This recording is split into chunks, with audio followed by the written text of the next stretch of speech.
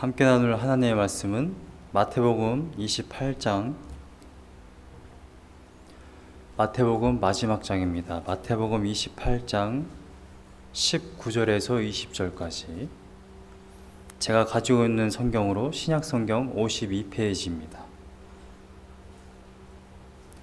마태복음 28장 19절에서 20절까지의 말씀,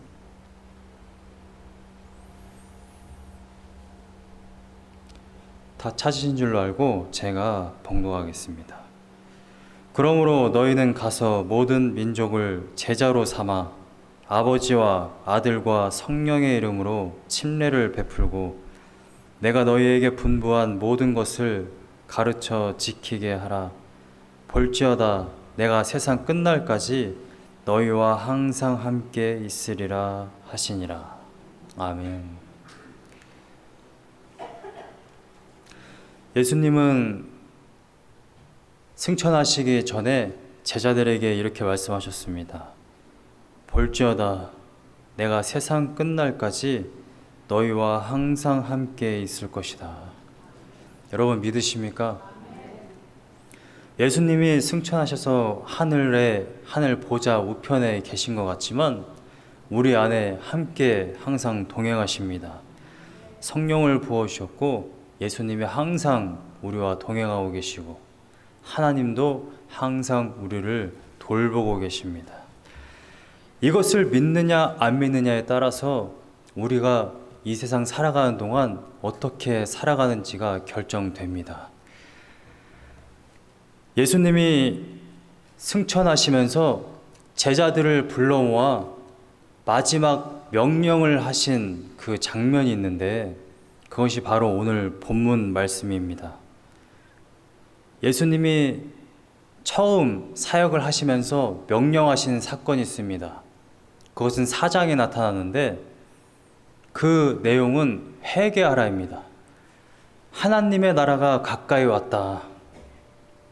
그러니 너희들은 회개하고 하나님께 돌아와라. 명령문으로 되어 있습니다. 오늘 본문에 예수님도 이제 마지막으로 제자들을 만나고 이제 승천하시기 전에 제자들에게 마지막 명령을 하세요. 그 명령이 무엇이냐? 19절에 보니까 그러므로 너희는 가서 모든 민족을 제자로 삼으라 라고 명령합니다. 영어로 보니까 이렇게 되어 있습니다. Therefore go and make disciples. Make disciples. 제자를 삼으라 라고 얘기했을 때 여기에 명령법이 쓰였어요. 헬라어의 명령법은 반드시 지켜야만 하는 것, 바로 그럴 때의 명령문을 씁니다. 사도 바울이든 예수님이든 때로 문장들이 권유형, 부탁형으로 쓰인 경우가 굉장히 많습니다. 특별한 경우에 명령문으로 쓰여져 있어요. 예수님이 하나님의 자녀들에게 명령으로 너희들은 가라. 그리고 가서 제자들을 삼아라 라고 얘기했다면 그것은 우리가 반드시 지켜야 하는 것이지. 이거는 목회자가 하는 거야. 이건 선교사가 하는 거야. 이건 전도자가 하는 거야. 이거는 안 지켜도 돼. 나는 이것만 해도 돼. 이런 식으로 구분할 수 있는 것이 아니라는 것입니다. 여러분들이 그리스도인이 맞다면, 하나님의 자녀가 맞다면 반드시 지켜야 하는 것이 있는데 그것은 바로 예수님이 명령하신 겁니다. 오늘 본문에 나온 이 19절과 20절의 말씀을 신학적으로 이렇게 표현합니다. Great Commission. 제가 미국에 와서 처음에 버지니아에 있는 리버티에서 수업을 듣는데 어느 날 교수님이 계속 Great Commission, Great Commission 이렇게 말씀하시는 거예요. 제가 알고 있는 한 커미션이란 말은 수수료밖에 모르겠는 거예요. 그래서 무슨 커다란 수수료, 뭔가를 하면 되게 큰 이런 수수료를 받는 건가? 이렇게 생각을 했던 거예요.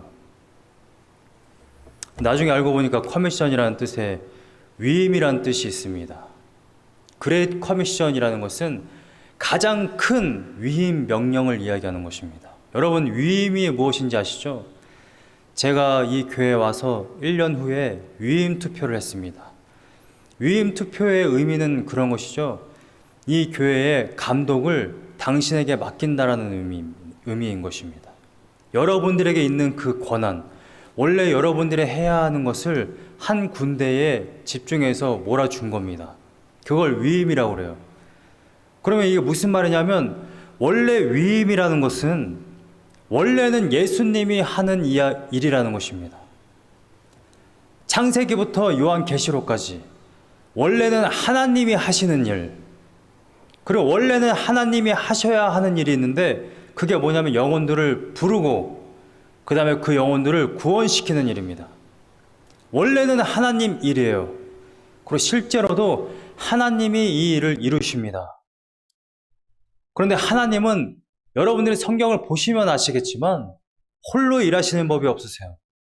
하나님의 백성들을 사용하십니다. 그래서 여러분들이 지금 이 자리에 있는 것입니다. 신학자 크리스토퍼 라이트는 하나님 백성의 선교라는 책을 쓰면서 부제로 이렇게 달았습니다. 우리는 누구이며 우리는 무엇을 위해 여기에 있는가? 저도 개인적으로 많이 고민했던 부분, 또 많은 분들이 때로 이런 고민을 이야기합니다. 이게 뭐냐면, 목사님, 제가 지난주에 우리 가족 누구와 싸웠어요. 그 싸우는 과정 가운데 제가 너무 하나님의 백성답지 못한 그러한 언행을 했습니다. 이러한 고민을 이야기할 때가 있습니다. 저도 때로 부부싸움이나 또 때때로 부모님과 어떤 다툼이 있을 때 그런 일을 겪게 되면 마음에 정말 이 짓누르는 듯한 그런 무거움과 아픔이 있어요. 내가 하나님의 자녀인데 내가 왜 사랑하는 가족에게 예수님을 대하듯 하지 못하고 또 그리스도인으로서의 그런 행동을 보이지 못하고 내가 세상 사람들과 똑같은 행동을 해서 하나님의 영광을 가렸을까? 나의 말 한마디, 나의 행동 하나가 그럴 때마다 굉장한 이런 짓누름이 있습니다. 우리는 때로 이렇게 착각을 해요. 가족은 가족이야. 나의 선교 대상이 아니야. 가족은 내가 기댈 수도 있고, 내가 때로 힘들어서 투정 부릴 수도 있고, 짜증낼 수도 있고, 기댈 수 있는 대상이지, 내가 세상 사람들 앞에서 하듯이 항상 긴장돼 있고, 그 사람들을 항상 그리스도 대하듯이 하는 그런 관계는 아니야 라고 생각합니다. 바로 그렇게 생각하는 사상 때문에 많은 그리스도인들이 자기 가족을 구원시키지 못하고 있습니다. 얼마나 많은 그리스도인들 중에 부모들이 자녀들을 교회로 이끌지 못하는지 우리는 보고 있어요. 혹은 가족 가운데 나는 교회 나가지만 나의 부모님은 전도하지 못하는, 나의 친지는 전도하지 못하는, 나의 중학교, 고등학교 친구들은 전도하지 못하는 그러한 모습을 우리는 많이 봅니다. 여러분들이 가족들을 대할 때 가장 가까이 있는 가족부터 그리스도를 대하듯 섬기지 못하면 여러분들은 교회 성도들, 회사에 있는 동료, 저 해외에 있는 많은 죽어가는 영혼들, 여러분들은 구원시킬 수가 없습니다. 디모데 전후서, 디도서를 보면 목사의 자격, 집사의 자격이 나와요. 여러분, 그리스도인이 되는 것에는 자격이 없습니다. 그건 그냥 하나님의 주권으로 이루어지는 거예요. 그런데 그리스도인들 가운데 리더자로 세우는 사람들, 집사들, 목사들, 거기엔 분명한 자격이 있어요. 여러분들이 생각해봐도 성범죄자가 강단에 서 있다고 한다면 여러분들 그것을 용납하겠습니까? 많은 목사들이 있잖아요. 여러분들이 너무 잘 알고 있는. 여러분들이 어떤 성도님들을 볼 때 도대체 저 집사님은, 저분은 도대체 왜 저렇게 행동하시는 거지? 그런 생각을 왜 합니까? 그분이 마땅히 직분의 역할을 해야만 한다고 생각하는 그 기준이 성경에 분명히 있기 때문에 그렇습니다. 마찬가지라는 거예요. 그리스도인은 저 해외에 있는 그 영혼들만 대상으로 하는 것이 아니라 내 가족부터, 옆에 있는 우리 성도님부터, 내 친구부터 정말 예수 그리스도를 대하듯 선교의 사명을 가지고 그들을 대하고 그들을 구령해야 하는 것이 바로 모든 그리스도인들의 사명인 줄 믿으시기를 바랍니다. 오늘 본문의 19절 말씀을 보면 예수님이 결론적으로 이렇게 이야기합니다. 결론, 그러므로 라고 되어 있어요. 그러므로 너희는 가서 모든 민족을 제자로 삼아라. 예수님은 이렇게 명령하는 겁니다. 너희들은 가라. 무슨 말이냐면 예수님은 지금 여러분들을 보냈다라는 것입니다. 어디로 보냈습니까? 모든 족속에게.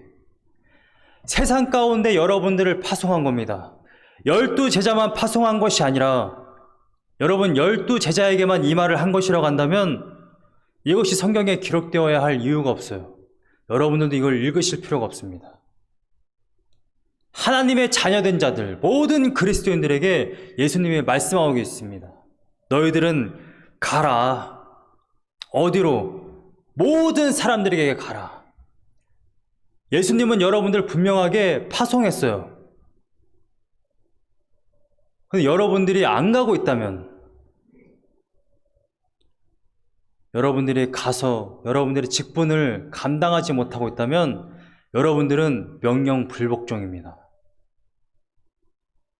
여러분, 전시 상황에서는 명령 불복종이 바로 총살인 거 아시죠? 죽음입니다. 죽음. 여러분, 여러분들의 삶 가운데서 예수님의 명령을 수행하고 계십니까? 예수님은 분명하게 말씀하세요. 너희들은 가라. 누구에게? 모든 민족에게. 구분이 없어요. 홈리스가 됐든 길가에서 총질을 하는 사람이든 항의를 하는 사람이든 백인 우월주를 갖고 있는 사람이든 흑인이든 아시아인이든 죽어가는 사람이든 부자든 가난한 자든 여러분들이 보고 있는 그 모든 사람들, 바로 그 사람에게 예수님이 여러분들을 보내신 겁니다. 여러분들이 지금 이 켄터키 미션 교회에 왜 앉아 있느냐? 여러분들이 그 가정에 왜 보내심을 받았느냐? 여러분들이 그 회사에 왜 보내졌느냐? 여러분들 먹고 살으라고 그 회사 취직시켜 준 게 아니라는 것입니다. 여러분 친목하라고 이 교회에 모인 게 아니라는 거예요. 예배 드리고 점심에 우리끼리 맛있는 거 먹고 헤어졌다가 다시 주일날 모이고, 여긴 친목회가 아닙니다. 동호회가 아니에요. 여러분 가정 가운데 여러분들이 파송된 것입니다. 사랑하는 사람들끼리 모여서 시시때때로 철에 따라 소풍 가고 여행 가고 내 자식들 열심히 키워가지고 대학 보내고 승진시키고 저 높은 정상에 오르도록 완전히 서포트하고, 그 목적이 아니라는 것입니다. 여러분들의 남편, 여러분들의 아내, 여러분들의 자식, 여러분들의 친척, 그들 구원하라고 여러분들에게 붙여준 겁니다. 여러분들의 동생은 여러분들의 동생이 아니라는 거예요. 여러분들의 동생은 하나님의 자녀, 하나님께서 구원하시고자 하는 한 영혼일 뿐입니다. 나의 투정을 들어주고 나의 짜증을 받아주는 사람이 아니라는 거예요. 여러분들의 남편, 여러분들의 아내가 선교의 대상이지, 여러분들 심부름이 나고 물 떠다줘 하면 물 떠다주고 잔디에 물 줘 그러면 잔디에 물 주는 그러한 사람들이 아니라는 것입니다. 여러분들의 가정생활, 교회생활, 여러분들의 회사생활, 여러분들이 선교의 명령을 가지고 선교적인 삶을 살았느냐 한번 돌아보시기를 간절히 소망합니다. 예수님은 이렇게 말씀하세요. 너희는 가서 모든 민족을 제자로 삼아 아버지와 아들과 성령의 이름으로 침례를 베풀고 20절에 이어서 내가 너희에게 분부한 모든 것을 가르쳐 지키게 하라. 너희들은 가서 모든 세상 사람들을 제자로 삼아라. 제자로 삼아서 무언가를 하라고 말씀하십니다. 두 가지가 나옵니다. 첫 번째는 침례예요. 침례를 베풀어라. 두 번째는 무엇입니까? 예수님께서 제자들에게 분부한 모든 것, 그것을 가르쳐라. 그리고 그것을 지키고 살도록 해라. 여러분, 많은 그리스도인들이 어떠한 착각을 하냐면 전도를 하면 다인 줄 알아요. 그나마 나가서 예수 그리스도를 전하면 그나마 괜찮아요. 이 영혼이 내일 죽을 수도 있기 때문에 죽기 전에 생명이신 예수 그리스도를 영접해서 지옥으로 끌려가는 것이 아니라 천국으로 끌려가면 그나마 낫다라는 것입니다. 제가 지금 무슨 말을 하는지 잘 모르시겠나요? 많은 그리스도인들이 전도라고 생각하면 이렇게 생각을 합니다. 나가서 이렇게 전도를 해요. 자매님, 형제님, 혹시 교회 다니십니까? 저희 교회에 오세요. 이건 전도가 아닙니다. 제가 몇 번이나 말씀드렸습니다만 술집에 사람들을 부르는 나이트 삐끼들도 그렇게 전도를 해요. 자기 나이트를, 자기 술집을. 교회 다니십니까? 저희 교회는 다른 교회보다 더 프로그램이 좋습니다. 이벤트가 있어요. 저희 교회에 오면 훌륭한 양주와 위스키가 있습니다. 훌륭한 여자들이 준비되어 있어요. 여러분, 실제로 얼마나 많은 사람들이 그렇게 전도하시는지 여러분들 아실 거예요. 청년들을 전도할 때, 남자 청년 전도할 때는 우리 교회에 예쁜 여자 청년들이 있다. 우리 교회 와라. 학부모들을 전도할 때는 우리 교회에 아이들을 위한 프로그램이 있습니다. 저희 교회에 오십시오. 여러분, 여러분들 생각했을 때 이것이 전도 같습니까? 아니면 술집을 홍보하는 것과 똑같아 보입니까? 정말 그 영혼이 죽어가는 것이 안타까워서 예수 그리스도를 전하는 겁니까? 아니면 우리 교회에 의자 수를 채우기 위해서 교회를 마치 크리스토퍼 라이트의 표현을 빌려서 제가 그대로 한번 말씀드려 볼게요. 예수 그리스도를 매춘하듯이 그렇게 예수님을 팔고 있습니까? 크리스토퍼 라이트의 표현은 굉장히 적나라한 것 같지만 정말 현대 그리스도인들이 제대로 알아야만 돼요. 예수 그리스도는, 또 예수 그리스도의 십자가는 그렇게 팔리는 그런 값싼 것이 아닙니다. 교회를 팔아서 교회 수를 채우는 게 아니에요.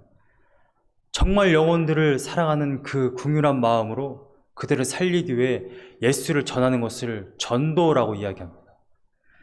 그런데 오늘 본문 말씀은 결단코 전도에 대한 말씀이 아니에요. 예수님은 분명하게 말씀하십니다. 제자를 삼아라. 제자를 삼아라. 사람들을 불러서 교회에 앉혀놨어요. 자, 이제 나머지는 담임 목사나 사역자들이 알아서 하겠지? 알아서 키우겠지? 여러분들 안에 이러한 사상이 있기 때문에 여러분들의 가족들을 제자로 만들지 못한 겁니다. 그래서 여러분들의 자녀들을 구원시키지 못하는 거예요. 여러분들의 친척이나 남편을 구원시키지 못하는 겁니다. 예수님은 첫 번째 침례를 말씀하세요. 침례를 베푼다라는 것은 영혼을 구원시키는 걸 이야기합니다. 예수 그리스도를 전해서 분명하게 이제 지금까지 살았던, 세상을 위해 살았던 그 모든 것을 내버리고 하나님을 따라 사는, 그래서 구원받는 그것을 이야기하는 것입니다. 베드로전서 3장 21절에 물은 예수 그리스도께서 부활하심으로 말미암아 이제 너희를 구원하는 편이 곧 침례라.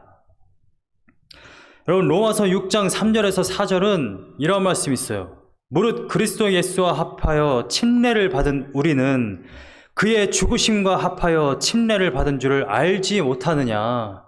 그러므로 우리가 그의 죽으심과 합하여 침례를 받음으로 그와 함께 장사되었나니 이는 아버지의 영광으로 말미암아 그리스도를 죽은 자 가운데서 살리심과 같이 우리로 또한 새 생명 가운데서 행하게 하려 함이라. 여러분, 침례를 한번 보세요. 저희 교회는 여기 침례탕이 있는데 침례를 받을 때에 물에 잠기는 그러한 신앙 고백이 있습니다. 무엇을 상징하는 것입니까? 예수님도 요단강가에서 침례를 받으셨는데 죽음을 이야기하는 것입니다. 예수 그리스도와 함께 합하여 침례를 받은 것은 첫째, 죽음을 이야기하는 거예요. 다시 일어났을 때는 죽었다가 다시 살아난 것이기 때문에 거듭남을 이야기합니다. 예수 그리스도와 함께 마지막 날에 부활할 것을 알지 못하느냐, 사도 바울은 이야기하고 있는 것입니다. 그래서 침례교단뿐만 아니라 지금은 가톨릭, 성공회, 감리교단, 장로교에서도 더 이상 침례를 하지 않고 침례를 하는 그러한 교회가 굉장히 많습니다. 침례의 의미는 굉장히 중요해요. 여러분, 만약에 침례가 묘사된 것이라고 한다면, 어떤 한순간에만 주어진 것이라고 한다면 우리는 침례를 받을 필요가 없습니다. 그런데 성경에서 침례가 계속해서 나와요. 복음서에도 나올 뿐만 아니라 서신서에도 계속해서 등장합니다. 무슨 말이냐면 이건 규범으로 주어졌다는 것입니다. 교회에. 가톨릭에는 많은 예식이 있습니다. 가장 기본적으로 칠성사가 있습니다. 7가지나 돼요. 그거 외에도 굉장히 많은 허례의식이 있는데 개신교회는 단 2가지만 있습니다. 그것은 침례와 주의 만찬이에요. 침례는 내가 구원을 받았다라고 말하면 침례를 받아도 되고 안 받아도 되는 것이 아니라 침례는 반드시 받아야 하는 것입니다. 그거는 하나님 앞에 또 사람들 앞에 선포하는 거예요. 나는 예수 그리스도와 함께 죽었고 내가 예수 그리스도와 함께 이제 다시 살아났다라는 그러한 고백을 하나님과 사람 앞에 하는 것입니다. 여러분, 세례, 물로 뿌리는 거에 예수 그리스도와 함께 내가 죽었다라는 표현이 어디 있습니까? 성경 어디에도 세례라는 단어가 쓰인 적이 없어요. 헬라어는 밥티조입니다. 밥티조는 물에 잠기는 것을 이야기하는 거예요. 헬라어에도 세례라는 표현이 있어요. 란티조. 근데 성경에는 쓰이지 않았습니다. 침례 교단이라서 침례를 받는 것이 아니라 이것은 너무나도 중요한 의식이라서 그래요. 너무나도 중요한 이 의식, 여러분들이 사람들을 구령했을 때 침례를 베풀어라 라고 명령하는 그 이유가 바로 여기에 있어요. 여러분들이 누군가를 구원시켰습니다.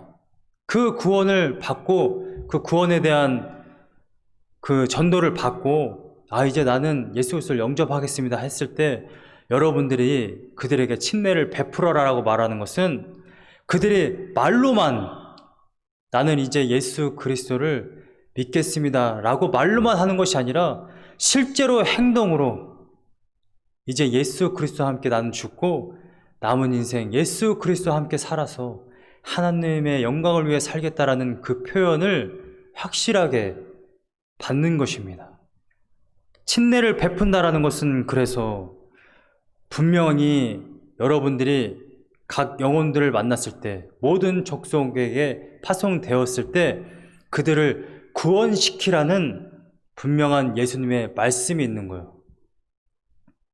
여러분들이 세상 가운데 파송되었을 때, 그래, 나는 말했어.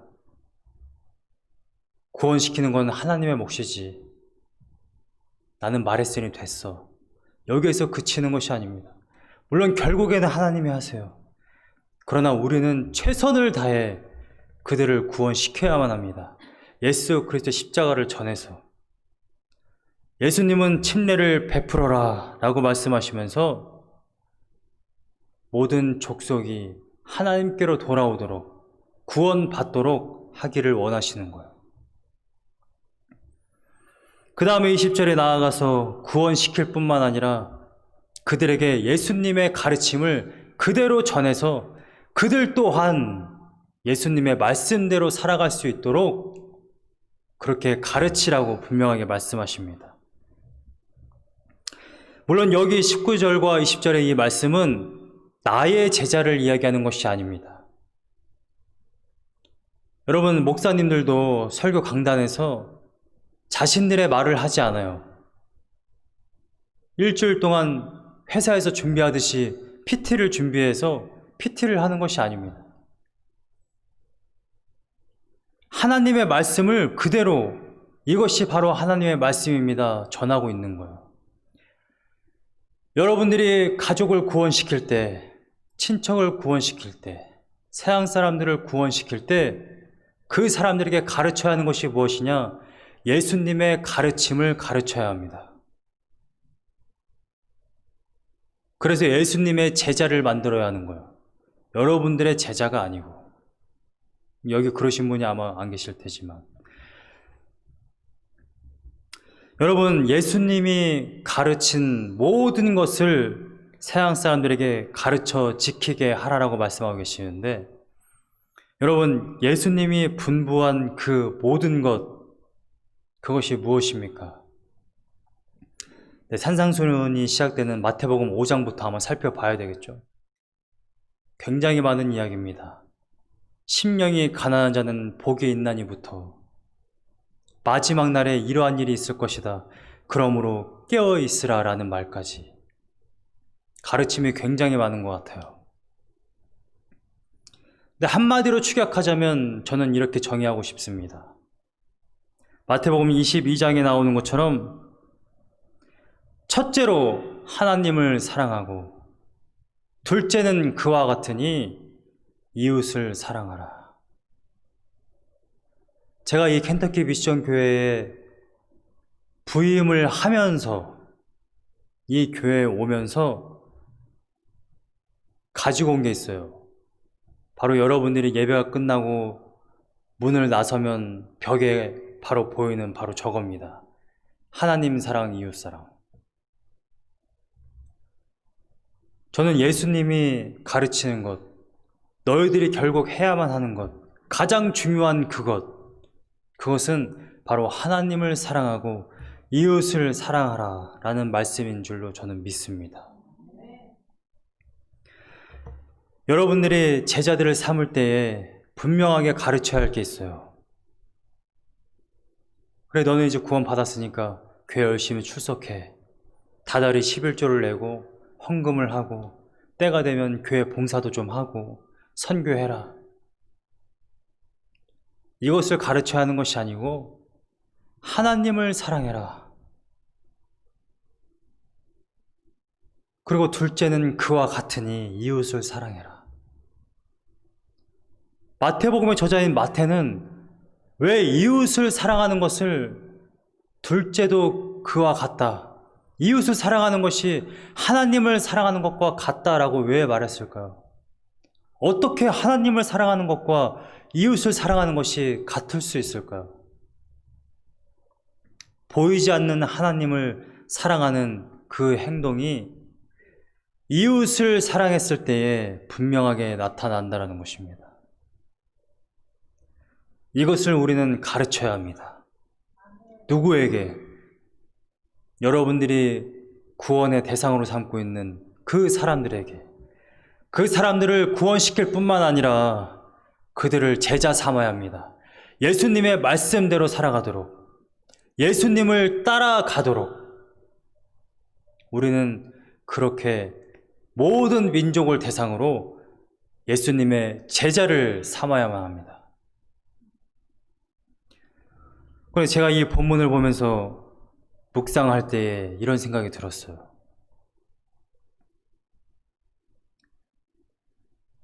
그래서 과연 우리는 제자를 삼고 있는가?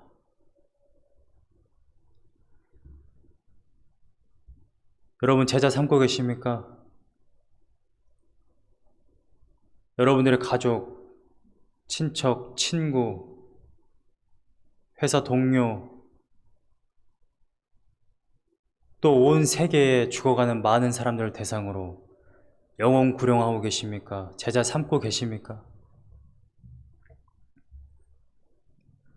코로나 사태가 발생하면서 올해에 이제 매일마다 집계가 되지 않습니까? 전 세계에 몇 명이 코로나에 걸렸고 몇 명이 죽었고, 켄터키주에 몇 명이 코로나에 걸렸고 몇 명이 죽었고, 이걸 집계해야 되니까 전 세계의 인구를 조사해 봤어요. 현재 전 세계의 인구가 몇 명인지 아십니까? 저는 중고등학교 때 수업을 들을 때 이런 얘기를 들었어요. 현재 전 세계의 인구는 45억 명이다. 제가 중고등학교 때 45억 명, 그렇게 알고 자랐어요. 2000년대 초반에 IMB, 여기 SBC의 해외 선교부에서 인구조사를 했습니다. 그때 인구조사한 전 세계 인구가 65억 명이에요. 물론 좀 65억 명이 넘습니다. 그게 2000년대 초반입니다. 근데 2011년도에 조사한 게 있습니다. 그걸 보니까 70억 명이 넘었어요. 그러고서는 올해 조사했습니다. 코로나 때문에. 올해 전 세계 인구가 78억 명입니다. 78억 명. 78억 명 인구 중에 IMB에서 조사한 바로 캐톨릭 포함해서 그리스도인들을 조사해 보니까 33%, 25억 명이 좀 안 됩니다. 여러분, 그러면 이게 무슨 말이냐면 약 55억 명의 인구는 예수님을 모른 채 오늘 죽어가고 있다는 것입니다. 지옥으로 아주 빠른 속도로 죽어가고 있어요. 여러분들이 보시면 아실 거예요. 코로나 때문에 지금 하루에 몇 명이 죽어가고 있는지. 레디컬의 저자는 데이비드 플랫이라는 분인데 몇 년 전에 IMB 총재였던 분입니다. 제가 한번 말씀드렸습니다만 그분이 어느 날 인도의 중심 수도에 갔어요. 하이데 바르드라는 시내가 있는데 시내 한복판에 큰 산이 있다고 그럽니다. 그 산 꼭대기에 올라가서 이렇게 보니까 산 정상에 힌두교 사원이 굉장히 많다고 그래요. 그런데 이 산 꼭대기는 어떻게 생겼냐면 산 꼭대기에서 이렇게 360도로 걸으면 이 하이데 바르드 시내가 전체가 다 보인다고 그래요. 어느 곳에 가든 산 정상에서. 근데 산 정상을 이렇게 걷는데 산 정상으로 올라오는 길이 굉장히 많대요. 동서남북에 끊임없이 사람들이 계속 올라오더라는 것입니다. 그 줄이 멈추질 않고 산으로 올라오는 그 모든 길이. 이 사람들이 뭘 하러 산꼭대기에 올라올까요? 우상들에게 제사를 드리기 위해서 올라오는 겁니다. 그래서 이 산꼭대기에는 정말 악취가 진동을 하는데 동물들의 원래 냄새, 똥 냄새, 피 냄새, 제사 드리는 그 동물들 태우는 냄새, 향 냄새, 그 악취가 진동을 하더라는 것입니다. 그 끊임없이 밀려드는 사람들의 행렬과 그 악취를 맡으면서 하나님께 기도를 하며 앉아 있는데 하나님이 이런 말씀을 주시더라는 거예요.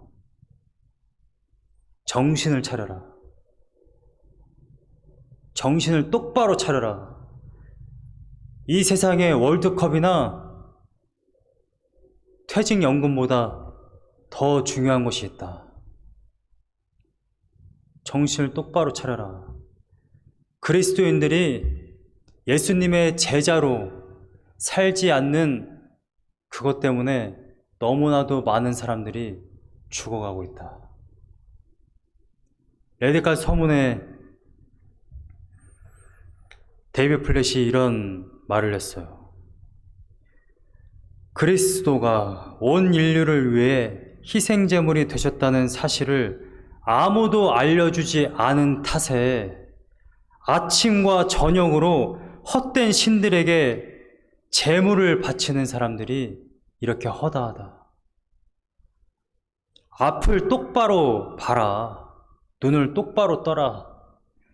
예수 그리스도라는 이름을 들어보지도 못한 채 영원한 사망에 이르는 이들이 수없이 많다는 사실을 명심하라.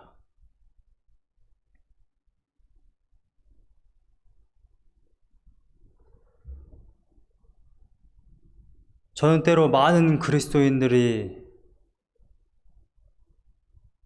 교회 안에서 교회 행정이 어떻고 담임 목사 설교가 어떻고 어떤 성도들이 옷차림이 어떻고 말이 어떻고 그러한 것으로 아기다툼하는 모습을 볼 때마다 너무 속이 상하는데 그 이유가 뭐냐면 정말 정작 중요한 거, 이 시간에도 많은 영혼들이 예수 그리스도의 생명을 듣지 못해서 죽어가고 있다는 그 사실은 망각한 채 자신들끼리 아귀다툼을 하거나 자신들의 편의만 생각하거나 의자가 불편해, 좀 더 좋은 곳으로 바꿔야 되겠어. 2004년 어떤 한 교단지에 실린 신문 가장 헤드라인에 양옆에 아주 희한한 기사가 쓰여져 있습니다. 보통 헤드라인에 같은 맥락의 기사가 쓰여야 되는데 같은 헤드라인에 왼쪽에는 교회 건축에 관한 신문 기사가 쓰였고 오른쪽에는 아프리카 수단에 도네이션 하는 그 기부금에 대한 이야기가 나왔습니다. 그런데 이 오른쪽에 아프리카 수단에 온 교단이 합심해서 아프리카 수단에 그때 난민이 거의 3만 명 이상 굶어 죽고 있었어요. 온 교단의 교회들이 기부를 해서 그 돈을 기부한다는 내용이 쓰여져 있었는데 그 돈이 얼마였냐면 5,000불입니다. 5,000불. 500만 원. 근데 그 옆에 어떤 기사가 쓰여 있었냐면 미국 교회입니다. 제일교회, 퍼스트 철치, 교단 이름까지는 제가 말씀 못 드리겠어요. 그런데 그 교회에 예배당 리노베이션 하고 중축하는데 들은 돈이 얼마인지 아십니까? 2,300만 달러. 약 270억이 넘는 돈이에요. 교회 건물 짓는데 270억을 쓰고 그 옆에 그런 기사가 난 거예요. 30만 명의 어린애들이 굶어 죽고 있는데 교단 전체에서 기부한 돈이 고작 5,000불. 우리나라 돈 500만 원.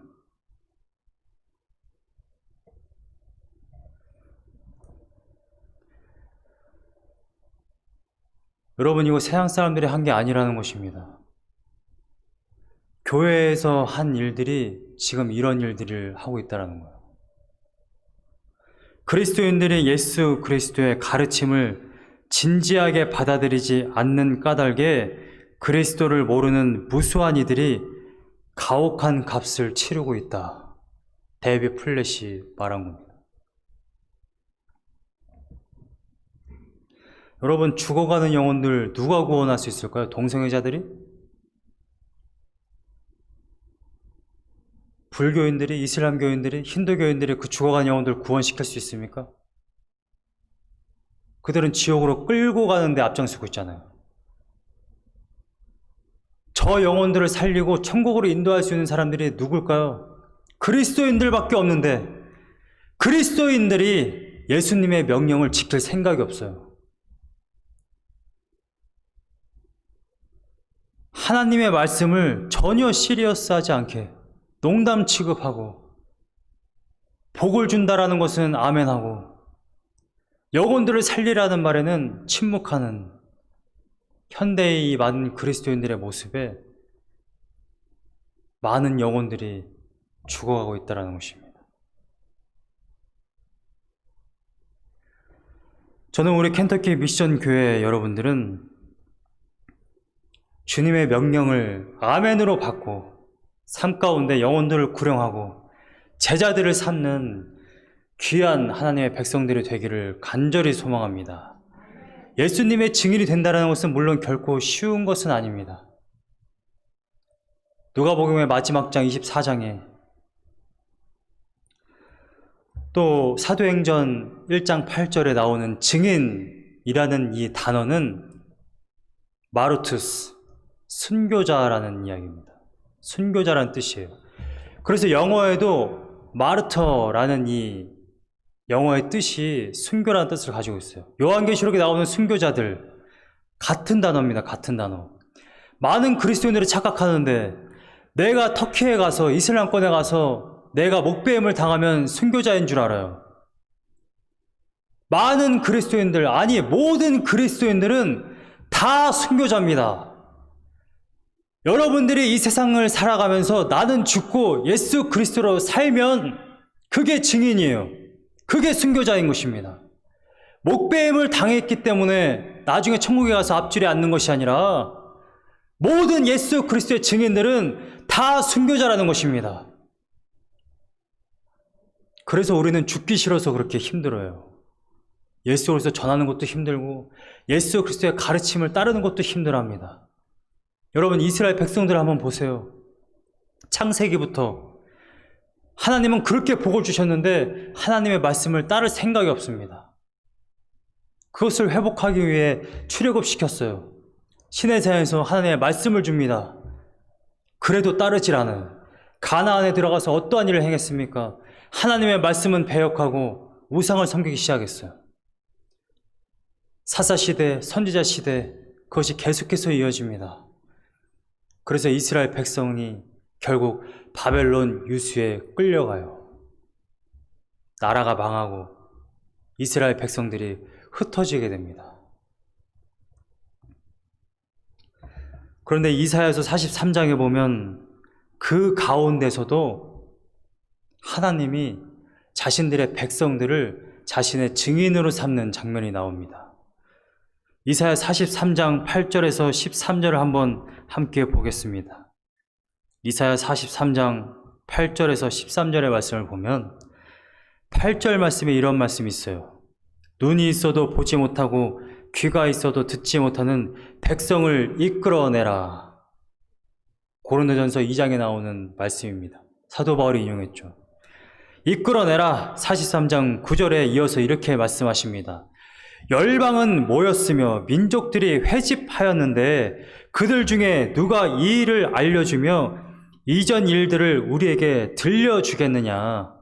그들이 그들의 증인을 세워서 자기들의 옳음을 나타내고 듣는 자들이 옳다고 말하게 하여 보라.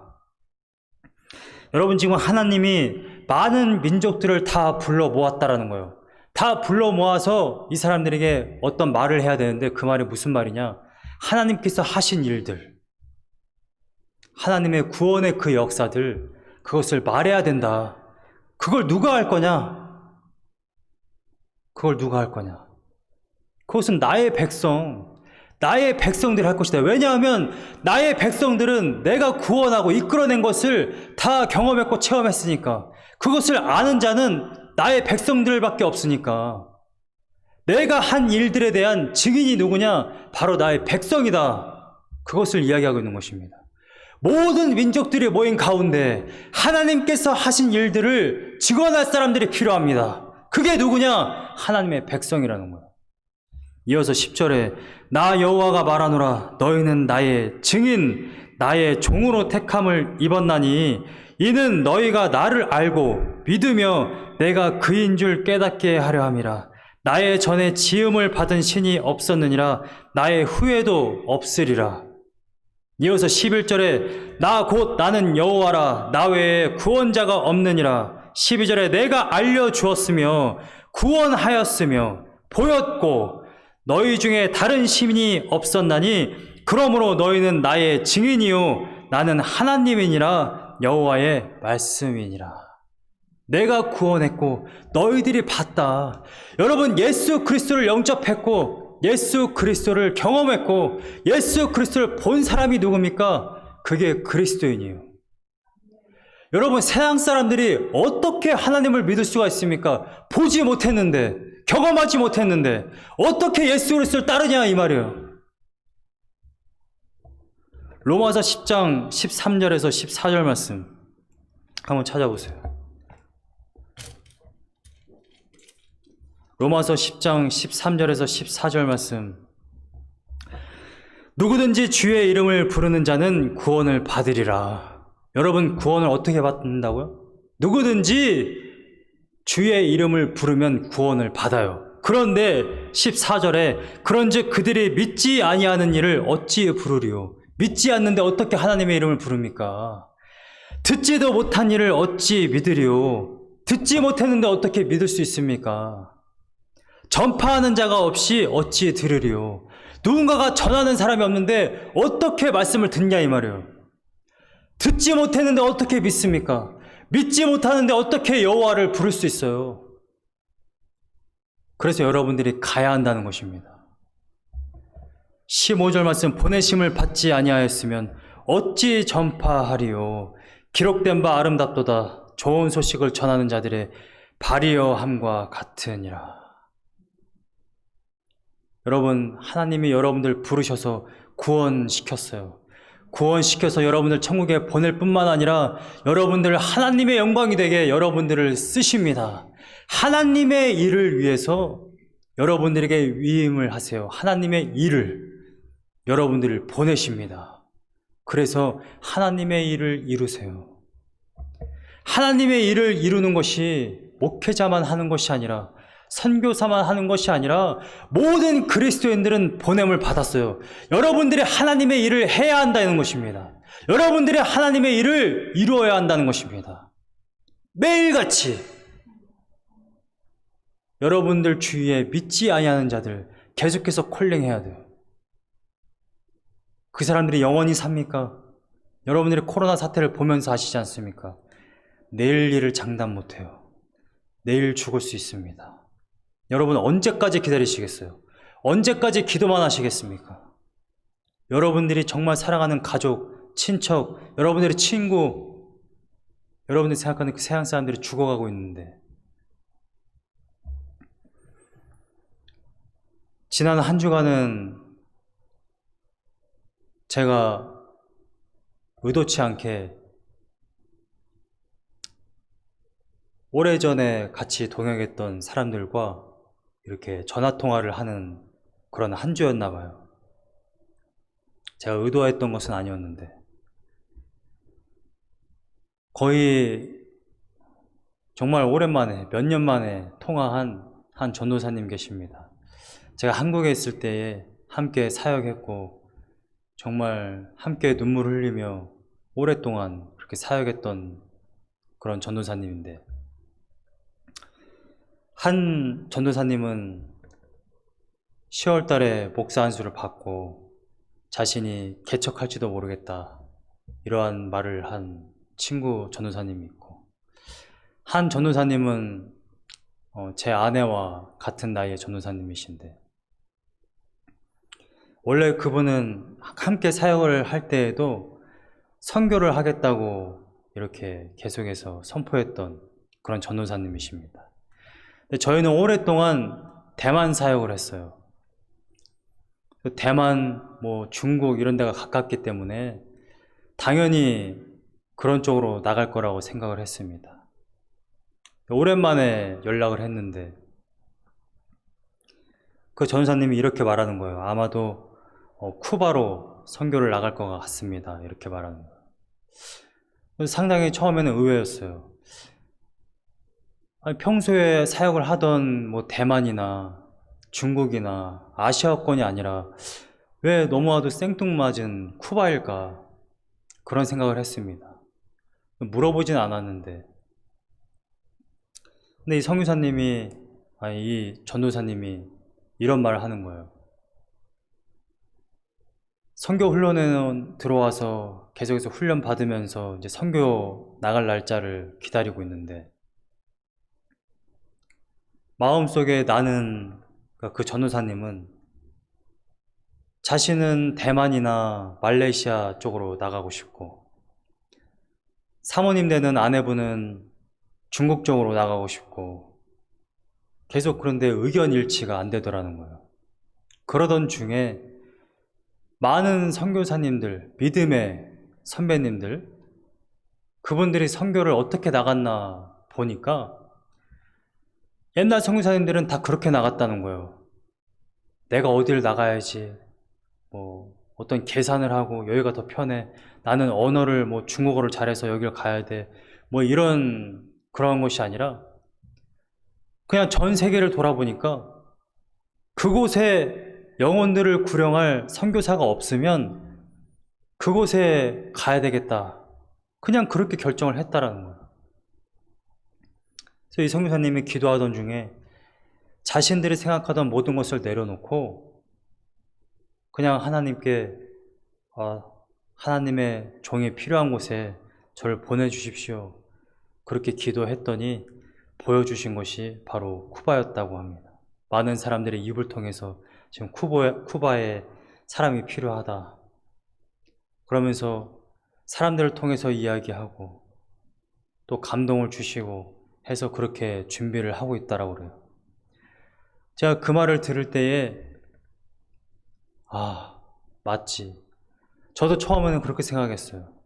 이 친구는 당연히 대만이나 중국으로 선교 나갈 거야 라고 생각했는데 자신의 모든 것을 내려놓고 하나님께서 부르시는 곳으로 가겠다고 하는 그 결심, 새로 언어를 배워야 되고 그곳의 문화가 어떤지 전혀 알지 못하고 단 한 번도 단기 선교도 여행도 와본 적이 없는 그곳으로 가게 되었을 때 그냥 하나님의 말씀에 그냥 순종하게 되는 그 모습에 맞아.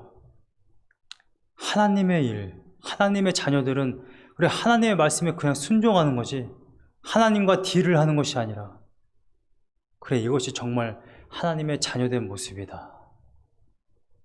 그것에 많은 저도 도전이 되고 또 함께 이야기하면서 위로가 되고 힘이 되는 그러한 시간이 있었습니다. 여러분 데이빗 플랫이라는 이 목사님은 지금도 자신의 교회에서 굉장히 큰 교회입니다. 사실은. 그런데 그 교회를 목회하면서도 끊임없이 자신들의 성도들을 도전시킵니다. 중국에서 가정교회를 하다가 잡혀가는 사람들, 인도에서 그렇게 하나님을 모르면서 죽어가는 사람들, 그들을 위해 선교해야 되고 헌신해야 되고 어떠한 일을 하든지 간에 주기적으로 단기 선교를 나가고 선교사들을 파송하고 그 선교사들을 또 서포트하고 또 삶 가운데서 선교적인 삶을 살도록 끊임없이 도전하는 그러한 목회를 하고 계세요. 여러분 그리스도인들은 교회는 하나님의 뜻을 이루는 공동체라고 분명히 말씀드렸었습니다. 친목계가 아니고 동호회가 아니고 하나님의 뜻을 이루기 위해 이 공동체가 징집되어져 있는 겁니다. 그렇다면 우리는 하나님이 결국 하시고자 하시는 일, 창세기부터 요한계시록까지 끊임없이 하시는 하나님의 그 미션, 선교, 하나님의 선교, 그 일을 이루기 위해 예수님께 받은 그 지상 대명령을 우리는 정말 진지하게 받아들이고 우리들 삶 가운데 선교적인 삶을 살아야 할 줄로 믿습니다. 이것은 누군가의 어떤 한정된 어떤 직분자, 어떤 선교사의 미션이 아니라 모든 그리스도인들의 미션임을 여러분들이 확실히 믿고 하루하루 선교적인 삶을 살아가는 귀한 은혜가 있기를 소망합니다.